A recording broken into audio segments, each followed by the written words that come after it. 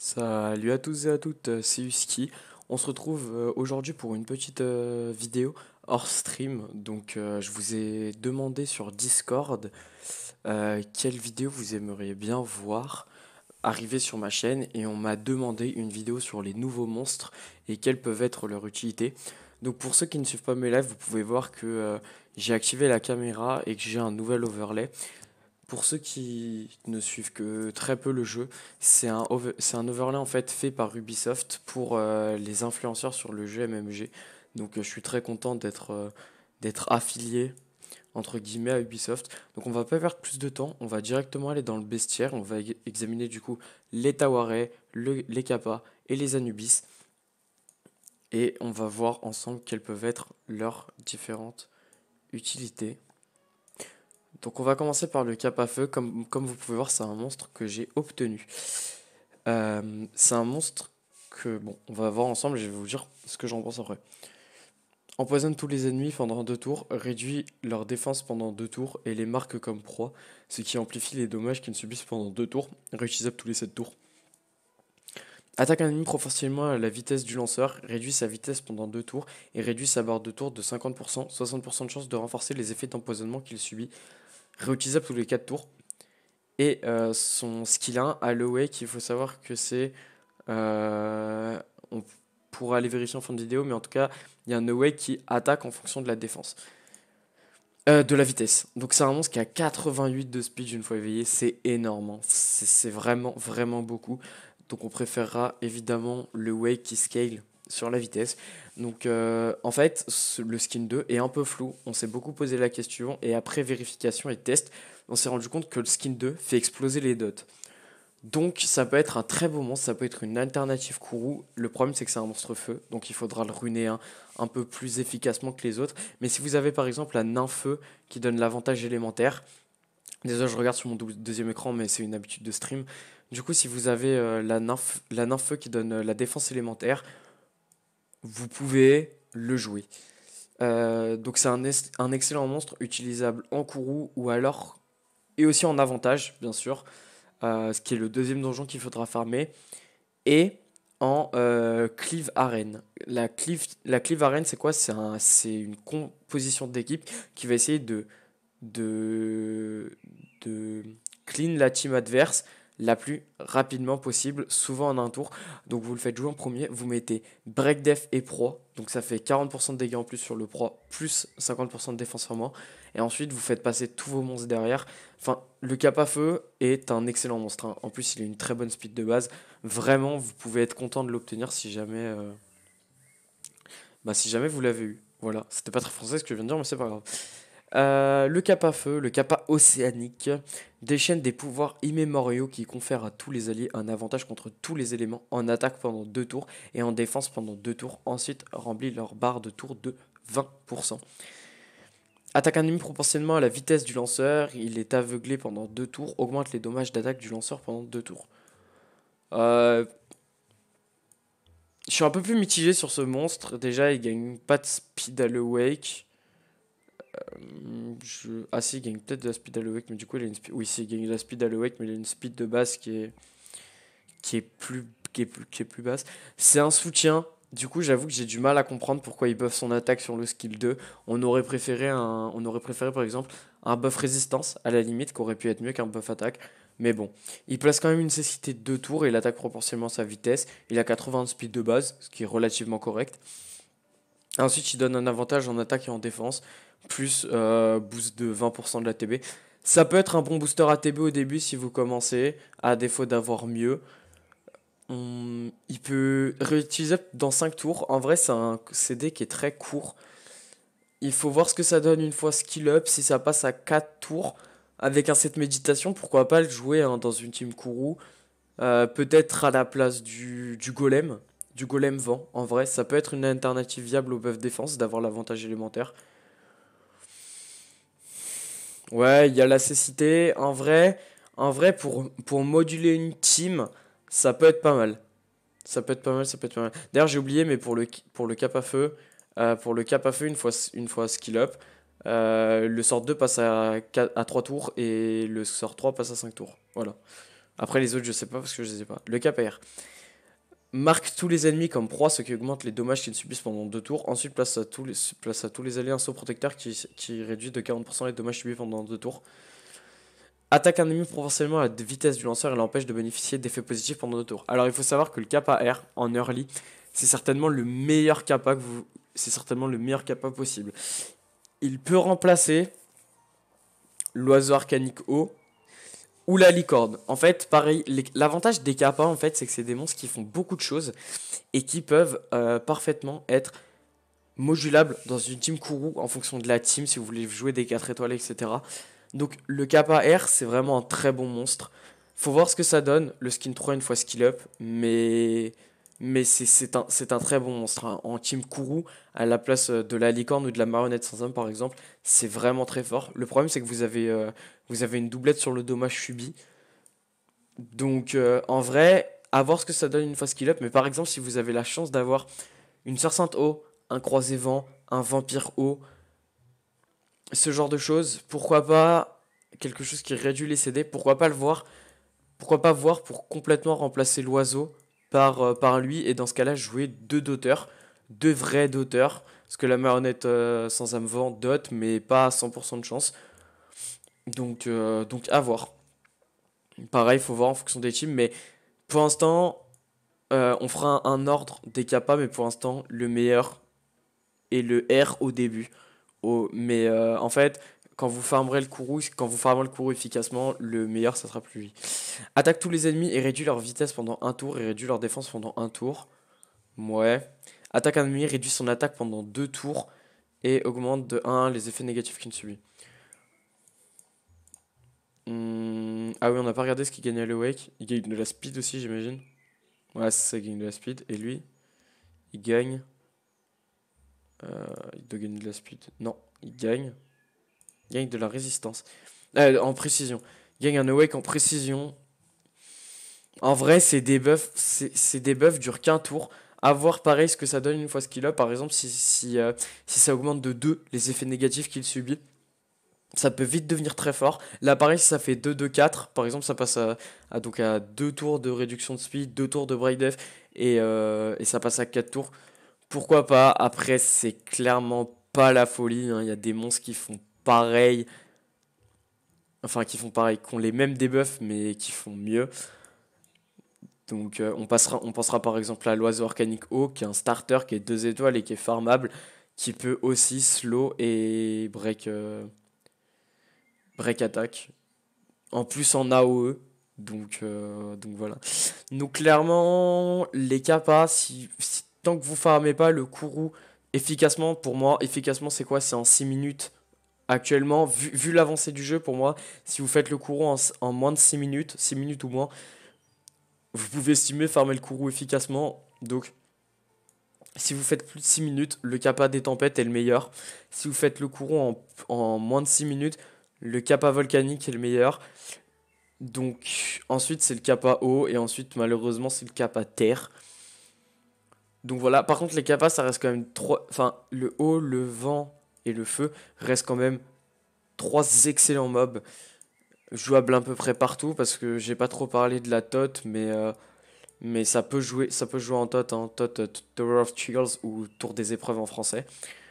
Donc non, vraiment, les capas, c'est un très bon monstre. Si vous en avez et que vous savez pas trop comment les intégrer, je vous invite à me poser vos questions sur le Discord ou sur Twitter et je vous dirai quoi en faire. Maintenant, on va regarder les Tawaré. Alors, Tawaré, famille de monstres que je connais pas trop, j'ai eu le terre. Donc, le lanceur fait équipe avec deux alliés pour attaquer un ennemi. Si l'ennemi est attaqué et marqué comme proie, il est frappé de confusion pendant 2 tours, réutilisable tous les 7 tours. Ça, j'imagine que ça pose la confusion. Même pas. Attaque un ennemi proportionnellement au maximum de PV du lanceur et le défie pendant un tour. Les soins et les interactions n'affectent pas le PV du lanceur pendant un tour. Ok. Il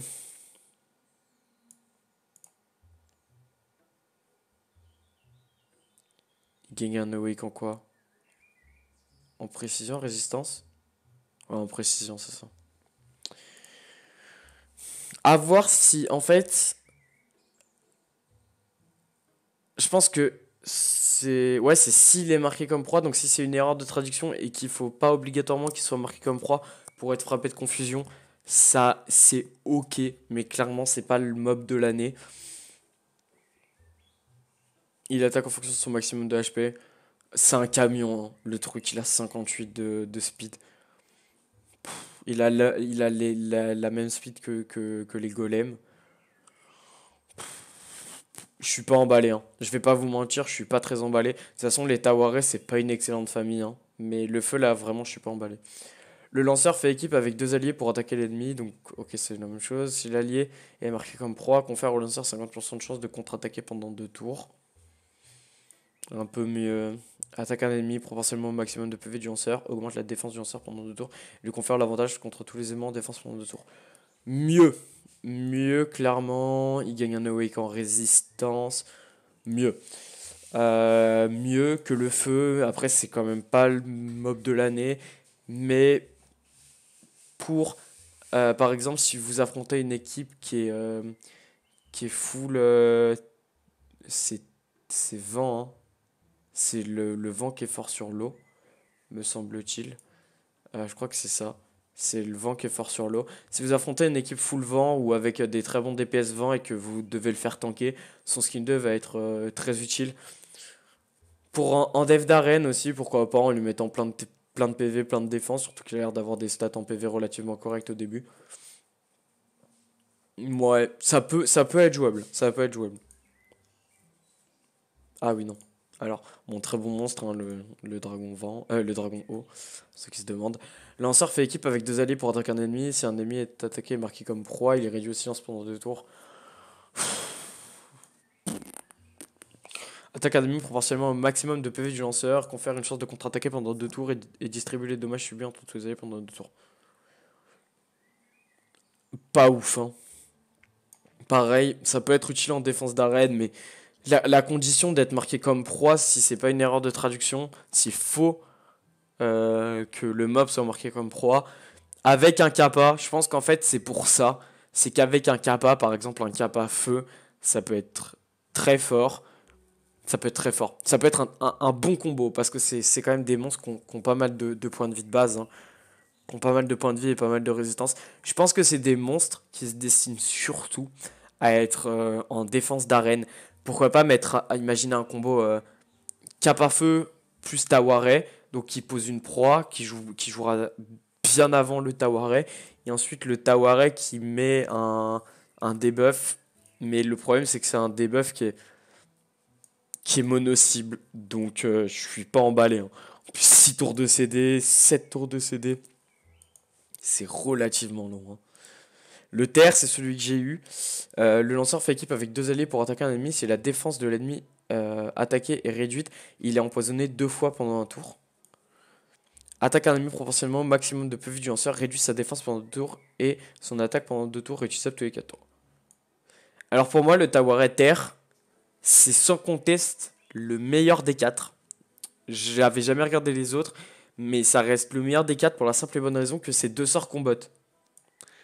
C'est deux sorts combattent parce qu'il break def et ensuite il empoisonne si l'ennemi break def. Après, vu que on met en automatique, l'IA est débile dans le jeu, on va pas se mentir, l'IA est débile, donc il mettra jamais son. Enfin, je l'ai pas testé, mais quand on voit ce qu'il est capable de nous faire, par exemple, le Golem Vent qui a tout le temps son buff def, mais que tu vois que tu peux rester 3 4 tours sans buff def, parce qu'il préfère mettre des auto-attaques. Je comprends que l'IA dans le jeu, c'est pas incroyable. Mais en tout cas, en manuel, c'est certainement le meilleur, hein. Il gagne un awake en précision aussi. Il a beaucoup de points de vie de base, il tape en fonction de ses points de vie, il dot. En vrai, il enlève 20% de la barre de tour, de la barre de points de vie. Du coup, avec les deux dots, ça peut être jouable. Ça peut être jouable en arène. Je sais qu'il y avait un viewer qui m'avait dit qu'il mettait 5K avec, quand même.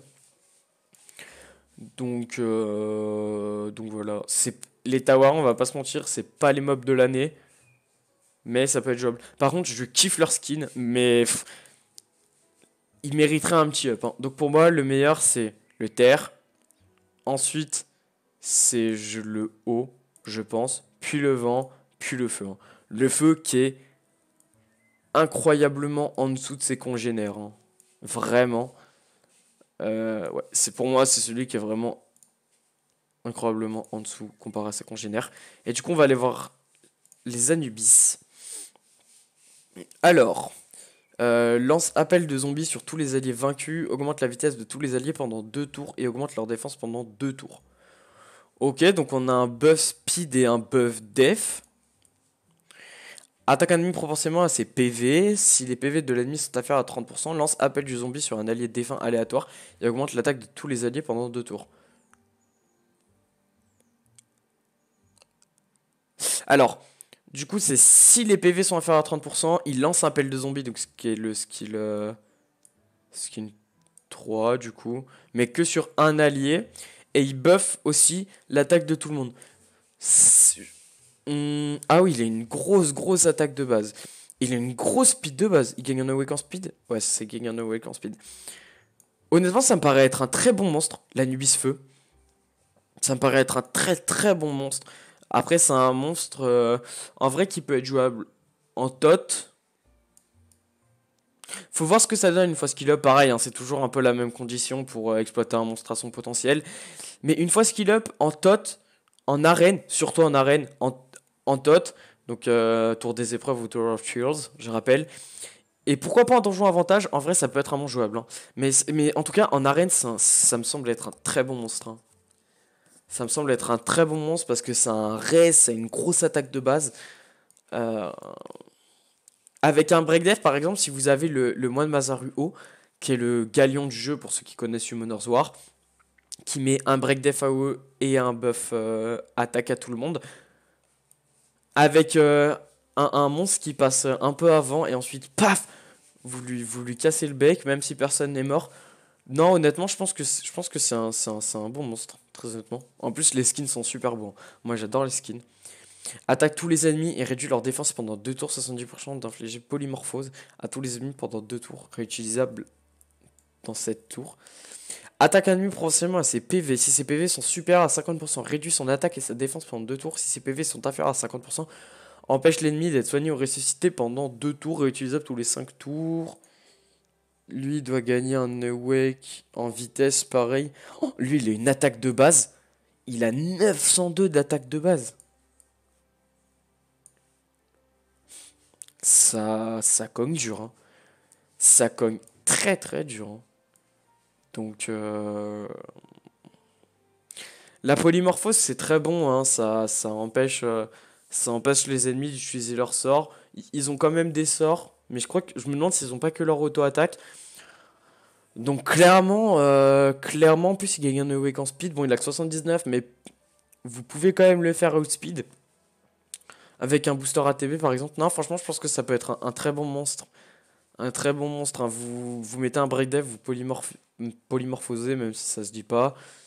Et puis vous avez quand même un break def, un buff attaque ou un anti-réa.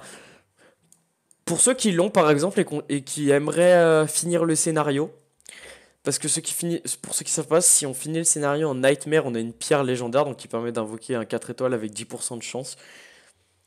L'anti-buff et l'anti-réa, l'anti-heal et l'anti-réa sont très utiles. Pareil, je pense que en vrai c'est un très bon monstre. Pour la tot, si la polymorphe passe sur les trash de la tot, ça peut être très fort, hein. Ça peut être très fort. Attaque tous les ennemis proportionnellement à leur PV. Si les PV de l'ennemi ciblé sont supérieurs à 50%, réduit la défense pendant 2 tours. Si l'ennemi ciblé est sous le coup de polymorphe, augmente les effets négatifs qu'ils ne subissent de 1. Donc j'imagine qu'il gagne un tour de polymorphe plus tout ce que vous avez remis derrière. Inflige polymorphe à une créature qui est transformée en créature inférieure pendant 2 tours. Sa barre de tour est alors réduite de 50% et sa vitesse diminue pendant un tour. Il est utilisable tous les 4 tours. Franchement, c'est pas mal, hein. C'est pas mal avec un set méditation. Bon, là, on voit pas le cooldown par contre. On voit pas le cooldown parce que c'est un prix. Le skill, c'est un prix Goncourt. Donc. Non, très bon monstre aussi, hein. Je réfléchissais parce que du coup, c'est des monstres que je connais pas. Mais non, honnêtement, ça me semblait des très bons monstres. C'est des monstres qui combattent. On m'a dit. Je sais que j'ai un. Oula, lui, il gagne un awake en précision, d'accord. Il a moins de speed de base que son congénère haut. Moins de speed et moins d'attaque. On m'a dit qu'il faisait très mal. Je sais que j'ai un viewer, un membre de ma game qui s'appelle Razael qui l'a. Et il m'a dit, franchement, l'Anubis vent, il colle des patates. Enfin, je sais que c'est Homme Chacal, mais en vrai, c'est des Anubis, quoi. Il m'a dit, ça colle des giga patates. Donc je pense il est meilleur que c'est ce qu'ils le font sous-entendre. Donc, très bon monstre. Mais pour le coup, je pense que c'est un monstre qui est quand même destiné à être exclusivement PVP. Voilà. Donc lui, on va aller voir ses stats vite fait. Lui, il doit gagner un Awake en speed, hein, pareil. Ouais, c'est un Awake en speed. Par contre, les skins sont magnifiques, hein. Je sais pas ce que vous en pensez, n'hésitez pas à me le dire dans les commentaires. Mais clairement, attaque un ennemi proportionnellement à ses PV. S'il est sous le coup de polymorphose, il est maudit. Et 50% de ses PV sont désactivés pendant 2 tours.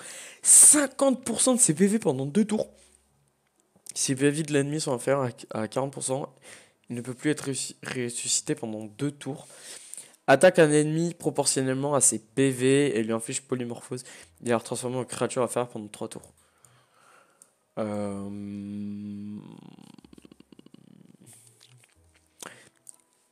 Excellent, excellent, excellent monstre PVP, hein. Enfin, vous transformez un tank et ensuite vous l'amputez de 50% de ses HP max. C'est très fort.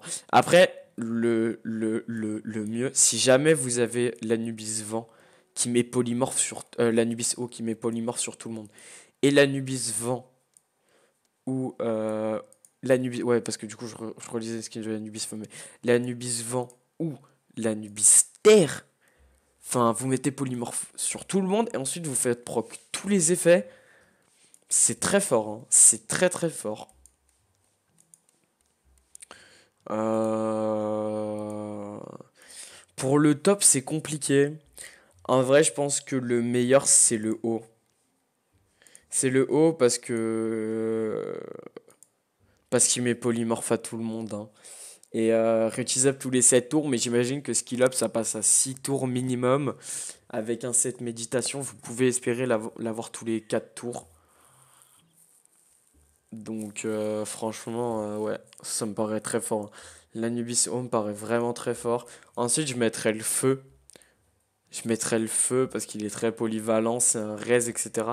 C'est une genre de perso qu'on aime toujours avoir en early parce qu'il permet de sécuriser. Pour la tot, ça me semble aussi très fort pour la tot et la reine.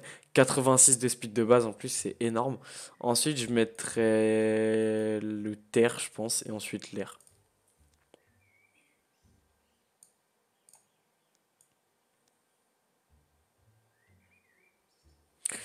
Ouais, parce qu'en vrai, en vrai, si c'est supérieur à 50%, il met juste un break def. En vrai, le break def, c'est pas le malus le plus rare du jeu. Alors que la malédiction de 50%, c'est énorme, hein. Les gars, je sais pas si vous vous rendez compte, 50%. Mais ça, pareil, hein, dans une cleave team, par exemple, vous faites. Bon, ça, c'est une team de riches, hein. Mais vous faites Moine Mazaru haut, Anubis haut, Anubis terre. Et par-dessus, vous rajoutez. Et par exemple, vous mettez un booster d'ATB, par exemple le renardeau spirituel terre. Vous faites jouer dans l'ordre. Le renardeau spirituel, vous faites buff ATB. Vous jouez le moine Mazaru, vous mettez un break def et un buff attaque à tout le monde. Vous jouez l'Anubis, l'Anubis O qui met polymorphe à tout le monde. Et vous jouez l'Anubis terre qui clive par-dessus. Je pense que vous avez clean la team en face et si c'est pas le cas, vous en êtes pas loin, quoi. Ou mieux que le renardeau spirituel terre, vous pouvez même mettre la nymphe feu qui vous buffera ATB et qui vous buffera attaque. Mais du coup, le moine Mazaru sert peut-être plus à rien. Du coup, peut-être regarder pour un autre. Par exemple, bon, team de riche encore une fois, mais si vous avez par exemple la Rakshasa O, la Rakshasa O, je l'ai, elle met, en fait, sur son skill 3, c'est heal, désolé, habitude de summon soir, il met un break def et ensuite il cleave. Donc en fait, vous avez triple cleave, c'est énorme, hein. C'est énorme. Donc ouais, je pense que je ferai cet ordre. Donc voilà, enfin, les Anubis, c'est clairement la meilleure famille de mobs, hein, je pense. C'est un peu plus late, mais les monstres sont quand même ultra forts et ils sont ultra beaux aussi. Je le redis, hein, mais vraiment. Je kiffe le chara design des mobs. Ensuite, c'est les kappa et ensuite, c'est les taware. Donc voilà. Enfin, c'est mon avis, mais je pense quand même être assez proche de la vérité. Après, c'est pareil, hein. Faut voir ce que les mobs ils donnent. Faut voir leur coef. Faut voir ce que ça donne une fois awake sur les skills 1. Et il faut voir ce que ça donne une fois skill up. D'ailleurs, en parlant des skills 1, on peut aller voir les skins des taware. Ah, je vais juste faire un tour au shop. On peut aller voir les skins des taware et des kappa. Bon, ça, n'achetez jamais, hein. Les books avec des coins, vous n'achetez jamais. Ça, on va acheter parce qu'on est juste un giga Yankee et qu'en plus, il y a l'event de mana, donc voilà. Et que ça nous évite de trop. Enfin, ça peut nous servir. De toute façon, ça va nous servir, donc. Si vous voulez, après, on peut faire un petit tour sur où on est. Donc, le kappa. Donc, il y a un skill qui scale sur sa vitesse. Enfin, son auto-attaque, du coup, scale sur sa vitesse. C'est là. Ah non. Attaque un ennemi lui confère au lanceur un avantage contre tous les ennemis en attaque pendant un tour. C'est pas mal, c'est pas mal, c'est pas incroyable mais c'est pas mal. Et attaque un ennemi proportionnellement à la vitesse du lanceur. C'est bien, c'est celui qu'on veut. Très clairement c'est celui qu'on veut. Il Taware.